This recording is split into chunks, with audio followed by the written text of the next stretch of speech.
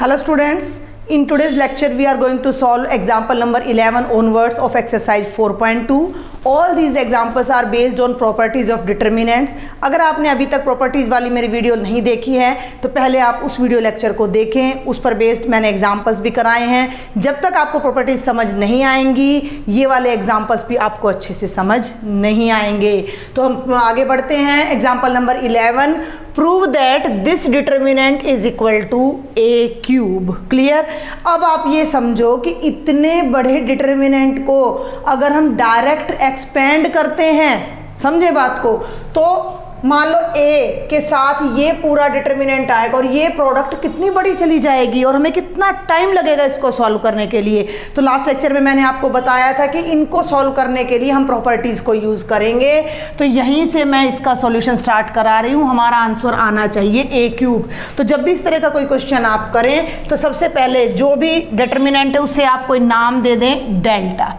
अब आप याद करें कि मैंने जब प्रॉपर्टीज़ वाला लेक्चर कराया है तो मैंने बोला था कि properties will be used to convert maximum elements of the determinant in zero. हम किसी भी डिटर्मिनेंट के मैक्सिमम एलिमेंट्स को जीरो में कन्वर्ट कर देंगे और जब हम एक्सपेंड करेंगे तो हमारा काम, हमारा कैलकुलेशन वर्क बहुत कम हो जाएगा। ठीक है। और उसमें जो सबसे इंपॉर्टेंट रिजल्ट था वो थी सिक्स्थ प्रॉपर्टी, जिसने मैंने आपको बताया था कि आर आई प्लस के आर जे वाली प्रॉपर्टी को लगाने से डिटर्मिनेंट की वैल्यू में कोई चेंज नहीं आएगा। और इसी प्रॉपर्टी को यूज करके हम यहाँ मैक्सिमम जीरोज बनाएंगे, same like that we did in our exercise 3.4 for finding the inverse of a matrix. ठीक है ना। एलिमेंट्री ट्रांसफॉर्मेशन को लेके जब मैंने किसी मैट्रिक्स का इन्वर्स निकाला था तो वहां भी हमने इसी तरह किया था। तो इसका ये तो है नहीं कि हमने इस टाइप के क्वेश्चन बिल्कुल किए नहीं हैं। अब ऑपरेशंस कैसे लगाएं कि मैक्सिमम जीरोज बन जाएं। अब आप ध्यान दो जरा इस कॉलम पे, a 2a 3a, बाकी को थोड़ी देर के लिए भूल जाओ। अगर मैं a को 2 से मल्टीप्लाई करके यहाँ माइनस कर दूं तो ये एलिमेंट जीरो हो जाएगा। a को 3 से मल्टीप्लाई करके यहाँ माइनस कर दूं तो ये एलिमेंट जीरो हो जाएगा। एटलीस्ट इस कॉलम के दो एलिमेंट्स हमारे जीरो हो जाएंगे और कुछ ना कुछ इफेक्ट इन पर भी पड़ेगा। दूसरी बात, आप दो ऑपरेशन साइमल्टेनियसली भी लगा सकते हो। और आप जैसे आप एग्जांपल अपना देख लेना, अपनी बुक में इन्होंने अलग अलग लगाए हैं ऑपरेशंस, नहीं इकट्ठे ही लगा रखे हैं। ठीक है। तो हम इकट्ठे ही लगाएंगे क्योंकि इससे बहुत हमारा काम बढ़ जाता है अगर हम अलग अलग लगाएं तो हम यहाँ क्या ऑपरेशन लगाने वाले हैं देखिए जरा ध्यान से। अप्लाइंग R2 को हम क्या करेंगे, R2 minus 2R1, first row को 2 से मल्टीप्लाई करेंगे और सेकंड में से माइनस करेंगे। जब मैं इसको 2 से मल्टीप्लाई करूंगी 2a बनेगा, 2a में से 2a को माइनस करोगे 0 बन जाएगा। एंड R3 पर हम क्या करने वाले हैं, R3 माइनस 3R1। ये दो प्रॉपर्टीज हम साइमल्टेनियसली लगा रहे हैं। तो फर्स्ट रो में तो कोई चेंज नहीं आना, तो a plus b plus c। अब बहुत ध्यान से देखना है, इसको 2 से, ये वाला ऑपरेशन लगा रही हूँ, इसको 2 से मल्टीप्लाई करो 2a में से 2a माइनस करेंगे 0। ध्यान देना, इसको 2 से मल्टीप्लाई करो 2a प्लस 2b और इसमें से माइनस करना है, मैं यहाँ करके दिखा रही हूँ। 3a प्लस 2b में से माइनस करना है 2a प्लस 2b। ध्यान दो, 3a plus 2b minus 2a minus 2b, 3a में से 2a गया, a आ जाएगा। सेम यार 2a 2b 2c, यहाँ माइनस करोगे तो 4a में से 2a माइनस करोगे 2a, 3b में से 2b माइनस करोगे b और c कैंसिल हो जाएगा। क्लियर। अब हम ये वाला ऑपरेशन लगाते हैं। फर्स्ट रो को 3 से मल्टीप्लाई करो और यहाँ माइनस करो तो वो 3a में से 3a माइनस करोगे 0। इसको 3 से मल्टीप्लाई करो 3a प्लस 3b और ये आपका है 6a प्लस 3b में से 3a 3b माइनस करोगे तो आपका 3a यहाँ पर आ जाता है। और यहाँ 3a plus 3b plus 3c, 10 में से 3a माइनस करोगे 7a, 6b में से 3b माइनस करोगे 3b, ये आ जाएगा।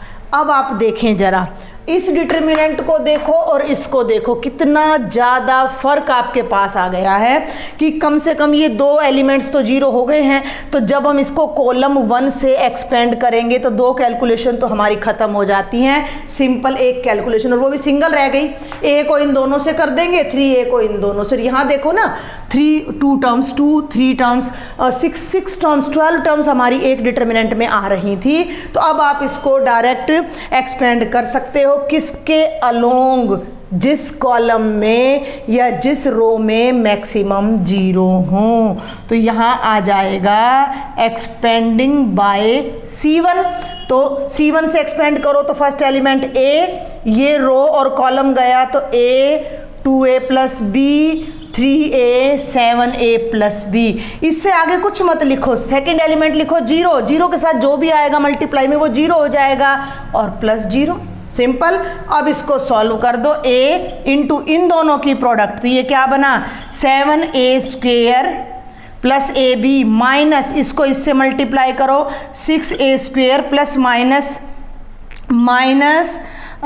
3AB, क्या आना चाहिए A क्यूब, तो ये कैंसिल होना चाहिए, कहाँ गलती की, ये रहा 3B, तो यहाँ आपका आ रहा है 3B, तो ये बनेगा 3B, 3AB से 3AB कैंसिल, बाहर आपका A है, 7A स्क्वेयर में से 6A स्क्वेयर माइनस करो A स्क्वेयर, और हमारा जो आंसर है वो उसमें बुक में ऑलरेडी गिवन था कि A क्यूब आना चाहिए, जो कि आ गया। आप ये देखो कितना छोटा सा क्वेश्चन हमारा ये हो गया है। अगर डायरेक्ट एक्सपेंड करते तो बहुत लंबी कैलकुलेशन हमारी जानी थी, जिसमें मिस्टेक होने की पूरी गुंजाइश थी और मे बी कि हमारा आंसर नहीं आता।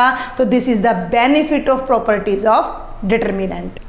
एग्जाम्पल नंबर 12 में आपने प्रूव करना है without expanding prove that delta is equal to 0, और ये आपका डेल्टा एक्सपेंड नहीं करना बट 0 प्रूव कर रहा है। 0 प्रूव करने की दो कंडीशंस हमने देखी थी, इफ एनी 2 रोज और कॉलम्स आर आइडेंटिकल, आइडेंटिकल तो कोई दिख ही नहीं रहा, सब अलग अलग है, इसमें 1 है, इसमें ZXY है, इसमें 2 का एडिशन है। अगर हम इसको ब्रेक कर दें तो भी ये इसके आइडेंटिकल नहीं है, ये इसके आइडेंटिकल नहीं। दूसरी बात हमने देखी थी कि अगर प्रोपोर्शनल हो, ठीक है, प्रोपोर्शनल भी नहीं, हम प्रोपोर्शनल नहीं निकाल सकते क्योंकि ये वेरिएबल्स हैं, तो हम आइडेंटिकल बना सकते हैं यूजिंग प्रॉपर्टीज ऑफ डिटर्मिनेंट। थोड़ा ध्यान दो, इसमें x और y है, z नहीं है, इसमें y और z है, x नहीं है, इसमें z और x है, y नहीं है। अगर हम इन दोनों रो को आपस में ऐड कर दें तो x plus y plus z पूरी रो में हमारा आ जाता है। तो हम क्या अप्लाई करने जा रहे हैं, R1 प्लस R2। हम पहले ही डिस्कस कर चुके हैं प्रॉपर्टी नंबर 6 में कि इस तरह के ऑपरेशन से डिटर्मिनेंट पर कोई इफेक्ट नहीं पड़ता है। तो R1 में R2 ऐड कर रही हूँ मैं, तो ये बन गया x plus y plus z, ये x यहाँ ऐड हुआ तो x plus y plus z, ये y यहाँ ऐड हुआ तो x plus y plus z. Second row as it is, third row as it is. पहली रो में से अगर मैं x plus y plus z को कॉमन ले दूं तो 1 1 1 z x y 1 1 1, first and third row are identical, ये जरूर लिखना है आपने, R1 and R3 are identical. और जब दो रो आइडेंटिकल हो तो डिटरमिनेंट की वैल्यू क्या हो जाती है, 0 हो जाती है। तो बाहर तो आपका x plus y plus z multiplied by 0 और ये हमारा 0 आ जाता है। बहुत ही इजी क्वेश्चन है। This is example number 13, evaluate delta 1 1 1 ABC BC CA AB। इस टाइप के क्वेश्चंस बहुत आसान होते हैं। जब आपको किसी एक रो में सारे एलिमेंट्स 1 मिल जाएं या किसी एक कॉलम में सारे एलिमेंट्स 1 मिल जाएं तो हम क्या करेंगे, उन कॉलम्स को, उन जैसे कॉलम में 1 1 है तो रो को माइनस कर देंगे, रो में 1 1 है तो कॉलम्स को आपस में माइनस करेंगे, तो उस पर्टिकुलर कॉलम में हमें मैक्सिमम जीरोज मिल जाएंगी। ठीक है, तो अब मैं क्या करने जा रही हूँ, R1 माइनस R2, ध्यान देना, R1 minus R2 and R2 minus R3 को मैंने यहाँ पर क्या कर देना है, अप्लाई कर देना है। तो जो डेल्टा बनेगा, ये लॉजिक को समझना है, R1 में से R2 माइनस करना यानी फर्स्ट में से सेकंड, तो 1 माइनस 1 0, A में से B माइनस करेंगे A माइनस B, ये बनेगा BC minus CA। First row में ये चेंज आया। R2 में से R3 माइनस करेंगे तो 1 में से 1 ऊपर माइनस करना, इसमें से इसको माइनस करना, रिजल्ट यहाँ आएगा। तो 1 में से 1 0, B में से C माइनस करेंगे B माइनस C, CA में से AB माइनस करेंगे और 1CAB। अभी इसको एक्सपेंड नहीं करना, देखें जरा क्या करना है, थोड़ा ध्यान दें। 0 A माइनस बी, अंदर से जितना सॉल्व हो सके, जितने कॉमन्स हो सके सबको बाहर लाके लास्ट में एक्सपेंड करना है। अगर हम इन दोनों को ध्यान से देखें तो C कॉमन है, और ये बन रहा है b माइनस ए। सेकेंड रो पे आ जाओ, 0 b माइनस सी, ए कॉमन है, और ये बन रहा है c माइनस बी, और ये आपकी थर्ड रो हो जाती है। चलें आगे।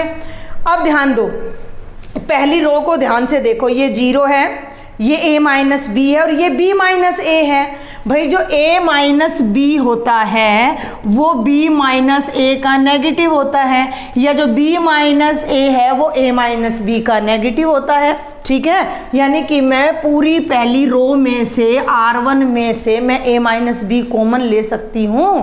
भाई 0 को तो किसी से भी डिवाइड कर दो 0 आएगा, इसको a माइनस बी कॉमन लूँगी तो a माइनस बी से डिवाइड करूँगी तो यहाँ 1 आ जाएगा, यहाँ a माइनस बी से डिवाइड करूँगी तो माइनस आ जाएगा। क्लियर। और सेकेंड रो में से भी मैं b माइनस सी को कॉमन ले देती हूँ, तो इनको हम लिख लेते हैं taking a minus b and b minus c common from R1 and R2 respectively. ठीक है भाई, पहली रो में से हमने a माइनस बी कॉमन ले लिया तो आपका डेल्टा बन जाता है a माइनस बी, दूसरी रो में से ले लिया b माइनस सी। बहुत ध्यान से समझना है, पहली रो में से कॉमन लिया तो 0, ये हो गया 1, और a माइनस बी कॉमन लिया तो ये हो गया minus C.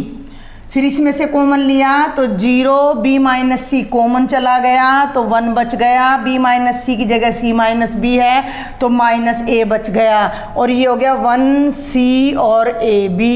Have a look, अंदर का डिटर्मिनेंट कितना सिंपल हो गया है। अब इसे एक्सपेंड कर दें bye C1, expanding bye C1। तो ध्यान देना भाई, ये एलिमेंट्स तो ऐसे कैसे रहेंगे, a minus b, b minus c, यहाँ ब्रैकेट लगा दो डिटर्मिनेंट के लिए।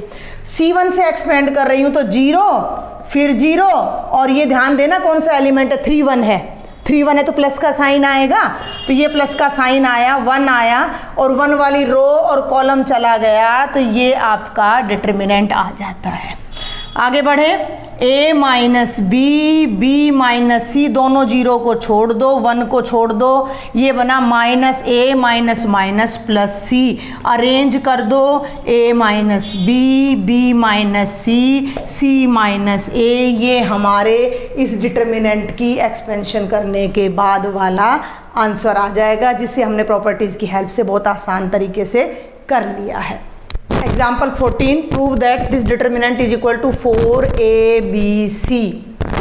जिन डिटर्मिनेंट में आपको राइट साइड में आंसर दे रखा होगा उनके लिए तो आपको परेशान होने की ज़रूरत ही नहीं है, क्योंकि आंसर आपको ऑलरेडी पता है। ये भाई थोड़ा डिफरेंट क्वेश्चन है, बल्कि मैंने यहाँ राइट कर दिया, इधर से सॉल्व करते हैं, स्पेस थोड़ा पड़ जाता है। इसमें हमारा आंसर आना चाहिए 4abc। ठीक है, तो अब मैं यहीं से स्टार्ट कर रही हूँ इसका सॉल्यूशन डेल्टा लेकर।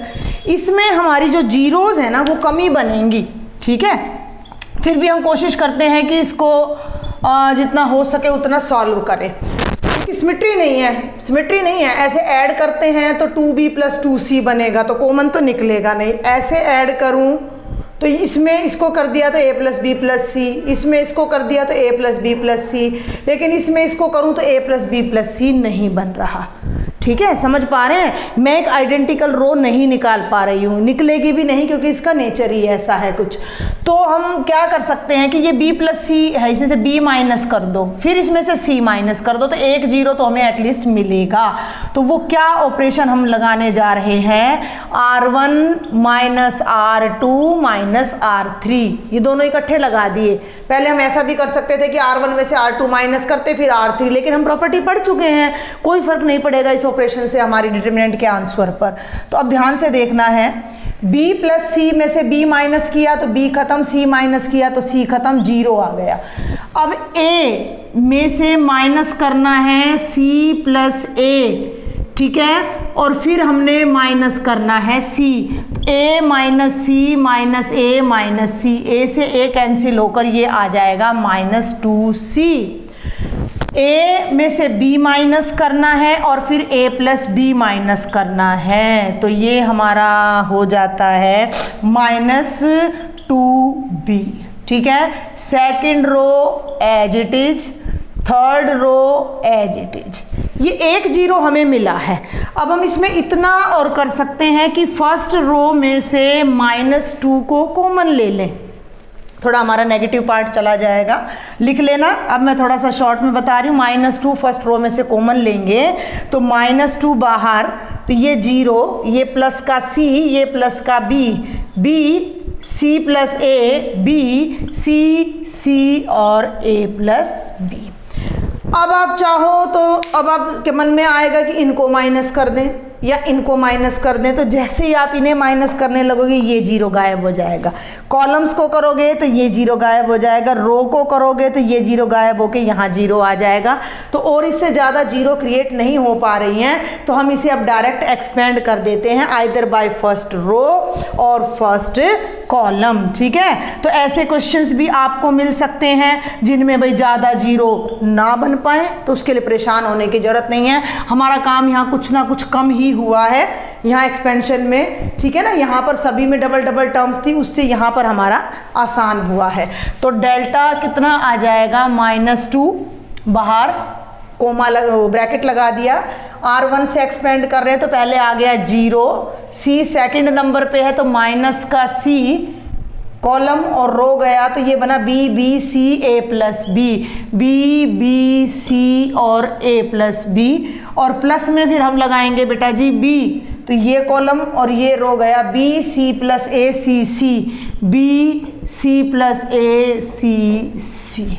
Got it. सॉल्व करते हैं। -2, जीरो को भूल जाओ, बाहर -C, इसको ओपन करो, B को मल्टीप्लाई करें A प्लस B से, ये बनेगा AB plus B square minus BC plus B बाहर, इन्हें मल्टीप्लाई करो BC minus C square minus AC। अब आपको ब्रैकेट तो ओपन करनी पड़ेगी यहाँ पर, और कोई समाधान दिख नहीं रहा हमें। इसको करो -ABC minus B square C plus B C square plus B square C minus BC square minus ABC। ध्यान से देखें, B स्क्वेयर C प्लस का है और माइनस का है, कैंसिल हो जाएगा, ये दोनों कैंसिल हो जाएंगे। बाहर -2 है, माइनस ABC और माइनस ABC, -2ABC दोनों माइनस मिलके हो जाएंगे प्लस 4ABC, जो कि हमारी आ जाती है राइट हैंड साइड। और यही हमसे कहा गया था कि show the value of determinant is equal to 4ABC। Now we will solve example number 15। Example number 15 is a little bit different, कुछ इसमें कंबाइन कर दिया गया है, केवल डिटर्मिनेंट एक्सपेंड नहीं करना है और भी कुछ बताना है। क्या, if x y z are different, यानी कि x y z तीनों अलग अलग नंबर्स हैं, वेरिएबल्स हैं, and delta is equal to 0, यहाँ मैंने डेल्टा लिखा नहीं, आप अपनी बुक से देख लेना, ये है डेल्टा की value, then show that 1 plus x y z is equal to 0। हमें क्या कहा गया है कि अगर x y z डिफरेंट है, डिफरेंट का मतलब x में से y माइनस करें तो 0 नहीं आएगा, सेम नंबर नहीं है, और जो ये डिटर्मिनेंट है ना ये 0 है, हमें ये पहले ही बता दिया गया है कि ये डिटर्मिनेंट 0 है। तो इस रिजल्ट को आपने प्रूव करना है कि 1 plus x y z is equal to 0। ठीक है, ये डिटर्मिनेंट ऑलरेडी 0 है। पहले हम इस डिटर्मिनेंट को एक्सपेंड करेंगे, सॉल्व करेंगे, उससे जो रिजल्ट आएगा उसे हम 0 के इक्वल रखेंगे, and with the help of that result we will prove that 1 plus x y z is equal to 0। तो इसे सॉल्व करते हैं। अब इसमें सिमेट्री ढूंढनी है, तो पहले तो क्या करो कि ये दो के सम में है तो इसको ना सेपरेट कर लो। ठीक है, हम प्रॉपर्टीज कर चुके हैं सारी, तो हम इसे लिखते हैं first column as it is, second column as it is, और थर्ड कॉलम हो गया 1 1 1 प्लस ये ले लिया। अब फिर से first column as it is, second column as it is, third column आपका हो जाता है x cube y cube and z cube. ये आपके पास दो अलग अलग डिटर्मिनेंट्स आ जाते हैं, दोनों को आप चाहो तो अलग अलग सॉल्व कर सकते हो, वरना दोनों को इकट्ठा भी। कैसे, ध्यान देना थोड़ी देर के लिए, 1 मिनट के लिए इस पे फोकस करो, इस पे सेकंड वाले पे। इसकी फर्स्ट रो में x है, x स्क्वेयर है, x क्यूब है, यानी x कॉमन आ सकता है। इसमें y है, y स्क्वेयर है, y क्यूब है, यानी y कॉमन आ सकता है। इसमें z है, z स्क्वेयर है, z क्यूब है, यानी z कॉमन आ सकता है।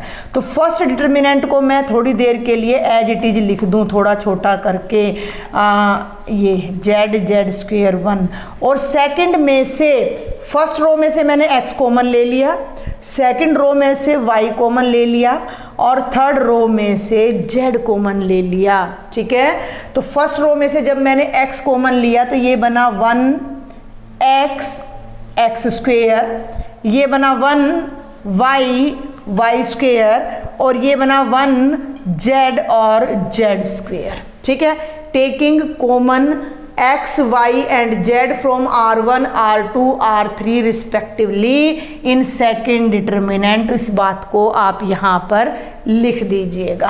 क्लियर है, समझ आ गया यहाँ तक? अब थोड़ा सा ध्यान दो। 1 1 1 1 1 1 x y z x square y square z square x square y square z square. Elements तो कॉलम्स तो सेम है लेकिन ऑर्डर सेम नहीं है। अगर मैं फर्स्ट मैट्रिक्स डिटर्मिनेंट में इन दोनों को इंटरचेंज कर दूं, क्या पढ़ा था प्रॉपर्टी याद है आपको? इफ टू रोज और columns of a determinant are interchange तो डिटर्मिनेंट नेगेटिव हो जाता है। यानी एक बार चेंज करें तो एक माइनस आएगा, दो बार चेंज करें तो दो माइनस आएंगे, यानी प्लस का रह जाएगा। तो इन फर्स्ट डिटर्मिनेंट हम क्या कर रहे हैं? R2 और R3 को इंटरचेंज कर रहे हैं पहले। ठीक है, R2 और R3 को इंटरचेंज कर रहे हैं। तो जो एक पेयर को इंटरचेंज करते हैं तो जो एक्चुअल डिटर्मिनेंट है उसकी वैल्यू नेगेटिव हो जाती है। तो ये हो गया एक्स वाई जेड 1 1 1 और भाई x square y square z square. ध्यान देना, प्लस एक्स वाई जेड ये as it is 1 1 1 x y z x square y square z square. मैं एक्चुअल में करना क्या चाह रही हूँ? मैं इन दोनों को सेम पैटर्न पे लाना चाह रही हूँ ताकि ये दोनों डिटर्मिनेंट कॉमन आ जाएं और हमें एक ही बार कैलकुलेट करना पड़े। अब मैं इन दोनों को इंटरचेंज कर देती हूँ, R1 और R2 को। तो जो माइनस का साइन था उस पर एक और माइनस आ जाएगा। क्यों? क्योंकि जब हम दो रो को इंटरचेंज करते हैं, दो कॉलम को इंटरचेंज करते हैं तो डिटर्मिनेंट नेगेटिव हो जाता है। तो नेगेटिव का नेगेटिव क्या हो जाएगा? पॉजिटिव हो जाएगा। ठीक है, तो राइट हैंड साइड में जो हमारा डिटर्मिनेंट है वो पॉजिटिव का साइन आएगा। ये रो यहाँ चली जाएगी और ये रो यहाँ आ जाएगी। 1 1 1 x y z x square y square z square. और सेकंड क्या था?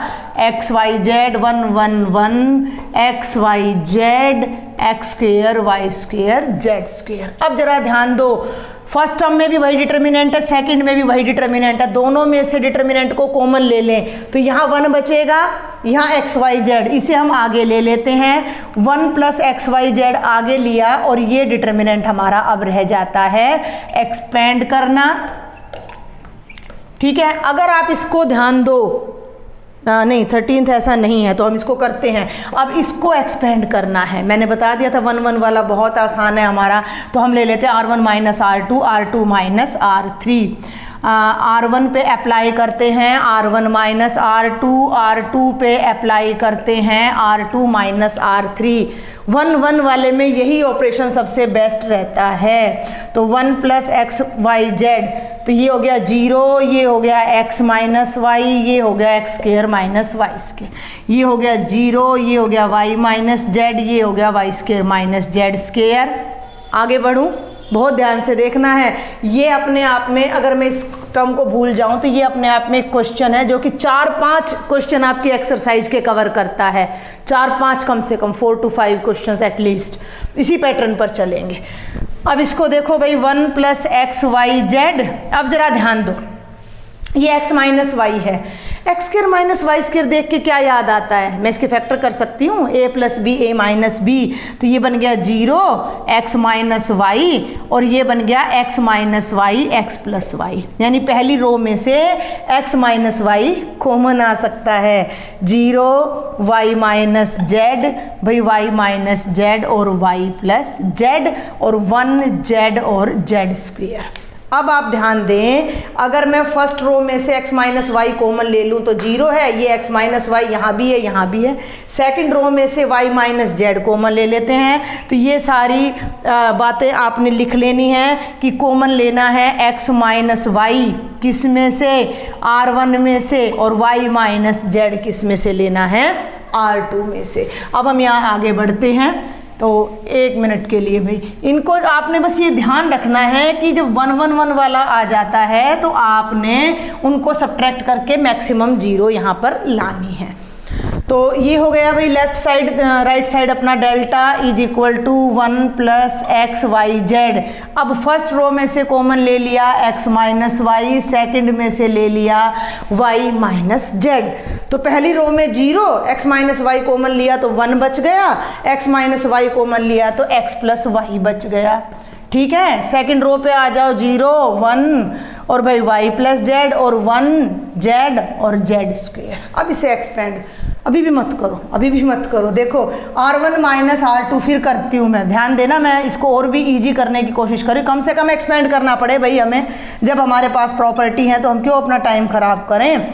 y माइनस जेड, ध्यान दो 0 में से 0 गया, 0 0 x प्लस वाई, इसमें से इसको घटा रही हूँ मैं, x plus y minus z, तो ये बन गया x माइनस जेड। 2 0 यहाँ आ गई, 2 0 यहाँ आ गई, हमारा काम बहुत ही ज़्यादा आसान हो जाता है। अब आप या तो इसको फर्स्ट रो से एक्सपेंड कर दो या आप इसको फर्स्ट कॉलम से एक्सपेंड कर दो। तो ये मैंने कर दिया एक्सपेंडिंग बाय C1, तो ये बन गया 1 plus x y z, x minus y, y minus z, और यहाँ ध्यान देना फर्स्ट कॉलम से कर रही हूँ तो 0 प्लस 1 और 1 वाली रो और कॉलम गया, तो ये डिटर्मिनेंट हमारा यहाँ पर बचता है, ये ब्रैकेट बंद कर दी। ठीक है, आगे बढ़ते हैं। 1 plus x y z, x minus y, y minus z, और ध्यान देना इसको करोगे तो 0, भाई बाहर तो 1 है, इसको मल्टीप्लाई करोगे तो 0 माइनस एक्स प्लस जेड। इसको मैं अरेंज करके यही लिख रही हूँ, ये आपका बन जाएगा z माइनस एक्स। ये आपकी डेल्टा की वैल्यू आ रही है, फाइनल वैल्यू ऑफ डेल्टा। ठीक है, अब हमारा काम ये नहीं था कि हमने डेल्टा की वैल्यू निकालनी थी, हमें तो ऑलरेडी गिवन है कि ये डेल्टा 0 है, हमारा तो 0 नहीं आ रहा, उस कंडीशन को यूज करके हमें ये रिजल्ट प्रूव करना है। ठीक है, तो अब देखिए कैसे करेंगे, थोड़ा सा बस यहाँ पर दिमाग लगाना है कि डेल्टा 0 है, because delta is equal to 0, तो डेल्टा 0 है, इसका मतलब ये पूरी की पूरी टर्म 0 है, ये पूरी की पूरी टर्म 0 होने का मतलब है 1 plus x y z, x minus y, y minus z और जेड माइनस एक्स की प्रोडक्ट 0 है। अब एक छोटा सा अलजेब्रा आपने ध्यान रखना है, ये 4 टर्म है, अगर मैं लिख दूँ a into b into c into d is equal to 0, तो आपको ये पता होना चाहिए कि इनमें से at least 1 number is 0। Non zero numbers की प्रोडक्ट कभी भी 0 नहीं होती है, इन चारों में से एक नंबर 0 जरूर है। तो यहाँ कौन सा नंबर 0 है, ये तो चारों में से कोई भी 0 हो सकता है। अब इसके लिए हमें ध्यान देना है इस रिजल्ट पर कि एक्स वाई जेड डिफरेंट है। जब एक्स वाई जेड डिफरेंट है तो एक्स में से वाई माइनस करोगे तो 0 नहीं आएगा, because x y z are different, अलग अलग हैं। जब x और y अलग अलग है तो दोनों का डिफरेंस 0 नहीं हो सकता, y और z का डिफरेंस भी 0 नहीं हो सकता, और z और x का डिफरेंस भी 0 नहीं हो सकता। ये भी नॉन जीरो है, ये भी नॉन जीरो है, ये भी नॉन जीरो है। 4 में से 3 टर्म्स नॉन जीरो हैं और हम कह रहे हैं कि इनकी प्रोडक्ट 0 है, तो इसका एक ही कंक्लूजन निकलता है कि केवल और केवल यही टर्म हमारी 0 है, और यही हमने प्रूव करना था। बहुत इंपॉर्टेंट क्वेश्चन है, 6 मार्क्स के लिए ये क्वेश्चन आपसे एग्जाम में पूछे जा सकते हैं। कोई भी डाउट है मुझे कमेंट बॉक्स में लिखना है। एक और हमारा लास्ट एग्जाम्पल रह जाता है इस एक्सरसाइज का, let us C. Example number 16 is the last example of exercise 4.2 and a little bit different. Show that this determinant is equal to 1 plus a 1 1 1 1 plus b 1 1 1 1 plus c is equal to a b c into 1 plus 1 by A plus 1 by B plus 1 by c is equal to A B c b c c a b. ये दोनों तो बिल्कुल same है, इसको आप अंदर ले जाओगे तो ये आंसर आपका आ जाएगा। मेन है ये। अब देखिए यहाँ हमें ना आइडिया मिल जाता है, आंसर देख के हमें आइडिया मिल रहा है। क्या आइडिया मिल रहा है, 1 बाय ए है जबकि इसमें 1 प्लस ए है, यानी ए डिनोमिनेटर में होना चाहिए। ए डिनोमिनेटर में होना चाहिए यानी कि हम ए को कॉमन ले लें। बी डिनोमिनेटर में होना चाहिए मीन्स हम बी को कॉमन ले लें। और सी डिनोमिनेटर में होना चाहिए मतलब हम सी को कॉमन ले लें। मिल गया आइडिया? तो कैसे क्या लिखें? Taking a b and c as common from where? A को ले लो R1 से या C1 से। ए की पैटर्न क्योंकि सिमेट्रिक मैट्रिक्स है, देख सकते हो 1 1 और 1 सिमेट्रिक है, सिमेट्रिक पढ़ा था ना। ए ट्रांसपोज ए के इक्वल हो तो सिमेट्रिक है, चाहे सी पर लगा लीजिए सारे ऑपरेशन, चाहे ए पर लगा लीजिए। Taking a B c as common from R1 R2 and R3 respectively. तो ये ए कॉमन पहले में से आया, बी दूसरे में से आया, सी तीसरे में से आया। तो इसमें से ए कॉमन आया तो ये बन गया 1 by A plus 1, 1 by A, 1 by A. ये बन गया 1 by B, 1 by B plus 1, 1 by B. और ये बन गया 1 बाय सी, 1 बाय सी और 1 बाय सी प्लस 1। कोई दिक्कत यहाँ तक नहीं होनी चाहिए। अब जरा आपने इस आंसर को, फिर आंसर को देखो, 1 plus 1 by A plus 1 by B plus 1 by c. ध्यान दो 1 1 by A, 1 by B, 1 by c. अगर मैं इन तीनों को जोड़ दूँ तो यहाँ यही रिजल्ट आ जाएगा, यहाँ यही रिजल्ट आ जाएगा और यहाँ यही, यानी कि मैं तीनों रो को ऐड कर दूँ। ठीक है ना? तो I am applying R1 plus R2 plus R3। First row में सेकंड भी ऐड कर दो और थर्ड भी ऐड कर दो तो आपको क्या मिलने वाला है। इसको मैं थोड़ा यहाँ पे इरेज कर रही हूँ, आप अपनी बुक की हेल्प ले लीजिएगा यहाँ पर। तो हमारा जो डेल्टा बनेगा, ध्यान देना है, बाहर तो ABC है और R1 में R2 ऐड कर रही, 1 आगे ले गई, A plus B, B plus A commute करती है एडिशन हमारी। तो 1 प्लस 1 बाय ए, इसमें इसको ऐड किया प्लस 1 बाय, थोड़ा इधर लेते हैं, उधर दिक्कत हो जाएगी। आप देखें एक बार थोड़ा सा, delta is equal to A B C, 1 plus 1 by A plus 1 by B और इसको भी ऐड कर दो प्लस 1 बाय सी। अब 1 by A, 1 by B, 1 by सी, जब इन चारों टर्म्स को ऐड करेंगे तो फिर से वही आ जाएगा, किसी भी ऑर्डर में आप एडिशन को लिख सकते हो। 1 by A, 1 by B, 1 by सी, 1, तो 1 plus 1 by A plus 1 by B plus 1 by c. पूरी रो में एक ही एलिमेंट आ गया जिसे हम कॉमन ले देंगे। सेकंड रो लिख दो 1 by B, 1 by B plus 1 और 1 बाय बी। यहाँ लिख दीजिए 1 by C, 1 by C, 1 by C plus 1। कोई दिक्कत नहीं, आगे बढ़ें। फर्स्ट रो में से इस पूरी टर्म को कॉमन ले दो, लिख लेना आप, मैं डायरेक्ट कॉमन ले रही हूँ। ए बी सी बाहर और अंदर हो जाएगा 1 plus 1 by A plus 1 by B plus 1 by c और ये डिटर्मिनेंट बन जाएगा 1 1 1। पूरी टर्म बाहर चली गई भाई, ये पूरा बाहर चला गया, ये पूरा बाहर चला गया। सेकंड रो में कोई चेंज नहीं आ रहा, थर्ड रो में कोई चेंज नहीं आ रहा। आगे बढ़ूँ अब मैं। अब ये तो कॉमन हो गया, केवल ये डिटर्मिनेंट रह जाता है सॉल्व करना। इसको जीरोज़ में बदल लें पहले हम करते हैं R1 माइनस R2 या R2 minus R1, R3 minus R1। ठीक है, हम अप्लाई करते हैं R2 माइनस R1 और ध्यान देना भाई R3 माइनस R1। बाहर के elements as it is a B c bracket 1 plus 1 by A plus 1 by B plus 1 by c. ध्यान देना, नहीं मैं गलत कर गई, C2 माइनस C1, R2 नहीं, क्योंकि कॉलम्स रो में 1 1 है ना, तो कॉलम्स पे ऑपरेशन लगाना है। C2 माइनस C1 और भैया C3 माइनस C1। ठीक है ना? सेकंड कॉलम में से फर्स्ट कॉलम माइनस करूंगी तो 1 में से 1 करूंगी ना, तो पहला कॉलम तो एज इट इज रह गया 1 1 बाय बी 1 में से 1 माइनस किया 0, 1 बाय बी प्लस 1 में से 1 बाय बी माइनस किया 1 बच गया और यहाँ आ गया 0। इसमें से इसको माइनस किया 0, इसमें से इसको माइनस किया 0 और इसमें से इसको माइनस किया तो 1। कितना इजी हो गया। अब आप या तो फर्स्ट रो या थर्ड कॉलम से इसको एक्सपेंड कर दें। मैं एक्सपेंड कर रही हूँ R1 से, तो एक्सपेंडिंग बाय R1 से अब हम एक्सपेंड करते हैं यहाँ पर इसको आई होप आपको समझ आ रहा है बेटा जी। देखो अगर समझ आता है तो सब्सक्राइब जरूर करें, ज़्यादा से ज़्यादा शेयर करें, कमेंट करें, ताकि मुझे पता लगे कि आप लोग देख रहे हैं, ताकि मुझे अगला लेक्चर बनाने के लिए थोड़ा सा प्रोत्साहन मिले। तो ये आ गया बेटा जी, delta is equal to A B C 1 plus 1/a plus 1/b plus 1/c।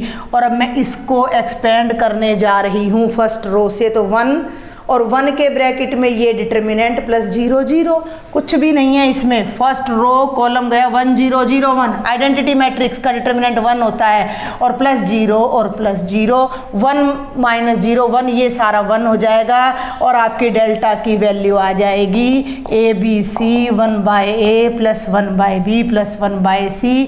एक आंसर तो ये आ गया।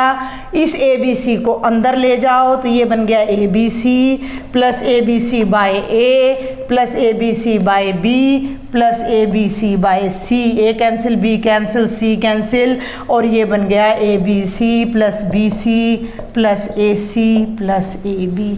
और हमसे यही कहा गया था कि इस डिटर्मिनेंट के ये 2 आंसर हैं। तो ये बेटा ये थे आपके सारे एग्जाम्पल्स एक्सरसाइज 4.2 के। नेक्स्ट लेक्चर आने तक आप इसकी एक्सरसाइज के क्वेश्चंस ट्राई करें। अगर आपको मेरे लेक्चर समझ आ रहे हैं then please share with maximum students, subscribe my channel, like करें, कमेंट करें। Thank you.